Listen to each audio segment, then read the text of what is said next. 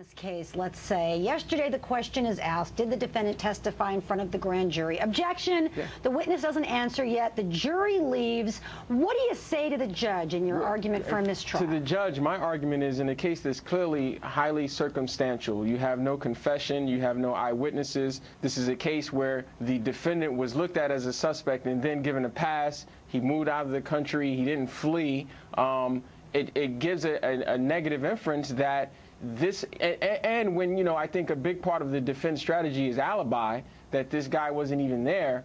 I'm sure the prosecutor is going to argue at some point, when did he give his alibi, and you know, things of that nature. Okay, so but if I'm the judge, Ken, then I say to you, well, why can't I cure that with a limiting instruction? In other words, why can't I just tell the jury, disregard that, and let's move on with because the trial? I mean, we all know, practically speaking, Your Honor, that jurists are going to take some things, absorb some things that you tell them, and they're not going to absorb some things. And Did I he think just call me Your Honor? Yes, he did. I like the sound of that. And we can't know. There's no way for us to find out whether or not those jurors are impacted. And the more you talk about it with them, it's an argument that the more they're stained by this and the more impression that this may have on them. So I think that jury, you would argue that the jury is tainted. And I would really ask for a mistrial.